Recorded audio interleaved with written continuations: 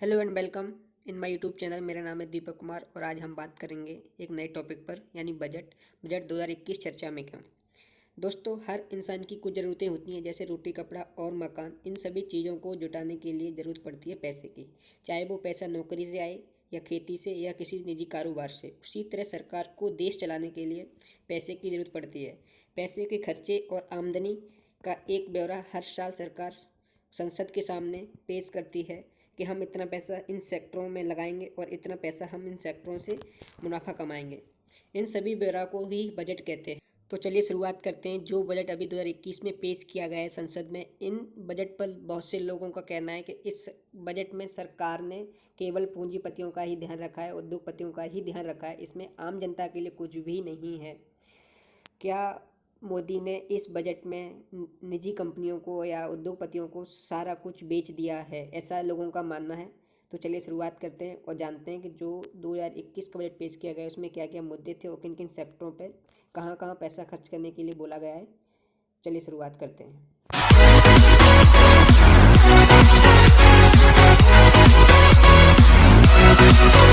बीते 1 फरवरी को हमारी वित्त मंत्री निर्मला सीतारमन ने वित्तीय वर्ष 2021-22 के लिए बजट पेश किया। ऐसा पहली बार हुआ है जब हमारी किसी वित्त मंत्री ने पेपरलेस बजट यानी डिजिटल रूप में बजट पेश किया है। यानी डिजिटल इंडिया को बढ़ावा देने के लिए इस बार बिना किसी फाइल और पेपर के ही कंप्यूटराइज्ड बजट पेश किया गया। इस बार का बजट मुख्यतः 6 सेक्टरों से जुड़ा हुआ है। तो चलिए शुरुआत करते हैं और देखते हैं वो कौन कौन से 6 सेक्टर हैं। नंबर 1 स्वास्थ्य और कल्याण। नंबर 2 फिजिकल एवं फाइनेंस कैपिटल इंफ्रास्ट्रक्चर। नंबर 3 समावेशी विकास। नंबर 4 मानव पूंजी में नवजीवन का संचार करना। नंबर 5 R&D एवं इनोवेशन। नंबर 6 मिनिमम सरकार एंड मैक्सिमम शासन। कोरोना महामारी को देखते हुए सरकार ने सबसे ज़्यादा ध्यान स्वास्थ्य और कल्याण पर दिया है। इस स्कीम के तहत, इस बजट के तहत स्वास्थ्य और कल्याण के लिए पीएम आत्मनिर्भर स्वस्थ भारत अभियान लॉन्च किया जाएगा, जिसके लिए सरकार ने 64,180 करोड़ आवंटन किए गए हैं, जिससे कि हमारे देश में नई नई लैब और टेस्टिंग लैब, हॉस्पिटल्स स्थापित किए जाएंगे। कुपोषण से निपटने के लिए पोषण अभियान 2.0 की शुरुआत करेगा और शहरों में जल आपूर्ति की कवरेज के बढ़ाने के लिए जल जीवन मिशन की शुरुआत की जाएगी। और कोरोना वैक्सीन के लिए हमारी सरकार ने 35,000 करोड़ आवंटित किए गए हैं।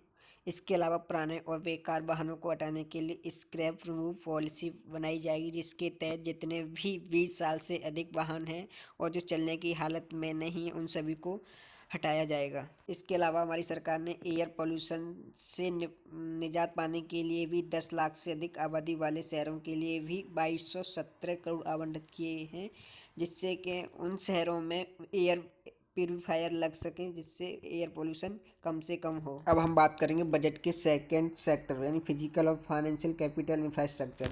इस बजट में पीएलआई योजना के तहत हर 5 साल में 1.97 लाख करोड़ का निवेश करने का प्लान। आप सोच रहे होंगे पीएलआई क्या है। पीएलआई प्रोडक्शन लिंक्ड इंसेंटिव योजना होती है, जिसके अकॉर्डिंग किसी भी देश में सबसे ज़्यादा निवेश करने का प्लान होता है। उसके अलावा टेक्सटाइल इंडस्ट्री के लिए भी मित्रा स्कीम के तहत हर 3 साल में 7 बड़े इन्वेस्टमेंट टेक्सटाइल पार्क बनाने का भी ऐलान किया है हमारी सरकार ने। इसके अलावा टेक्सटाइल इंडस्ट्री के लिए फंड की कमी ना हो, इसके लिए एफडीआई स्थापित की जाएगी, जिसकी लागत 20,000 करोड़ में बनेगी, जो हर 5 साल में 5 लाख करोड़ का मुनाफा होगा।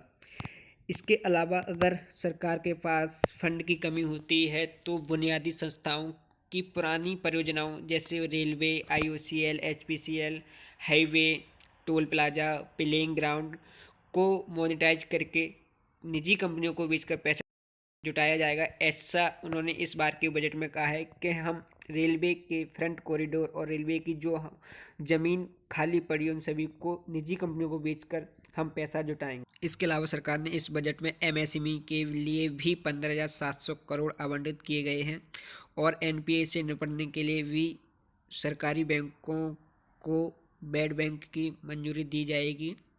इसके अलावा 2 करोड़ टर्नओवर वाली कंपनियों को अब स्मॉल कंपनी के तहत माना जाएगा। पहले ये 50 लाख रुपए तक था। अब हम बात करेंगे बजट के तीसरे सेक्टर यानी समावेशी विकास, इंक्लूसिव डेवलपमेंट। इसमें सरकार ने 1000 नई मंडियों को ई नैम से जोड़कर कृषि बुनियादी ढांचे को इंक्रीज करने का फैसला लिया है।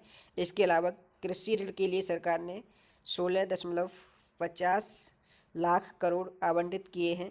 इसके अलावा 22 जल्दी खराब होने वाली सब्जियों को भी ऑपरेशन ग्रीन स्कीम के तहत शामिल किया है। इसके अलावा प्रवासी मजदूरों के लिए भी एक पोर्टल शुरू किया जाएगा जिसमें बिल्डिंग्स और मैन्युफैक्चरिंग वर्कर्स भी शामिल किए जाएंगे, जिससे कि उनको मिलने वाली सभी सुविधाओं का पूरा लाभ मिल सके। इसके अलावा one nation one ration card की स्कीम भी लागू की जाएगी, जिससे कि इंसान के पास अगर राशन कार्ड है तो वो देश के किसी भी कोने से अपना राशन ले सके। ये सभी डिजिटलाइज किया जाएगा। अब हम बात करेंगे बजट के चौथे सेक्टर की, जिसमें मानव पूंजी और नवजीवन के संचार की बात की गई है। इसके तहत देश में 100 नए सैनिक स्कूल भी खोले जाएंगे। इसके अलावा लेह में सेंट्रल यूनिवर्सिटी की स्थापना भी की जाएगी। इसके अलावा आदिवासी क्षेत्रों में 750 एकलव्य आवासीय स्कूल खोले जाने को मंजूरी भारत सरकार ने दी है। इसके अलावा वर्कफोर्स को इंटरनेशनल लेवल पर स्किल्ड बनाने के लिए जापान जैसे कंट्री के साथ इंटर ट्रेनिंग प्रोग्राम चलाया जाएगा। अब हम बात करेंगे पाँचवें और छठवें सेक्टर की, जिसमें सरकार ने इस बजट के अकॉर्डिंग R&D एंड इनोवेशन के अलावा minimum government and maximum governance की बात कही है। बजट के अकॉर्डिंग नेशनल रिसर्च फाउंडेशन के लिए 50,000 करोड़ आवंटित किए, जिससे कि हमारे देश में रिसर्च अच्छे से हो सके और R&D भी अच्छे से हो सके। इसके अलावा न्यू स्पेस इंडिया लिमिटेड के तहत PSLV-CS51 लॉन्च करने की मंजूरी भी भारत सरकार ने दी है। इस बजट के अकॉर्डिंग जितना भी खर्चा आएगा वो भारत सरकार पूरा खर्चा उठाएगी। पहली बार राष्ट्रभाषा अनुवाद मिशन की घोषणा भी की गई है। आशा करता हूँ ये वीडियो आपको काफ़ी पसंद आई होगी, तो इस वीडियो को लाइक करें और चैनल को सब्सक्राइब करें। Thank you.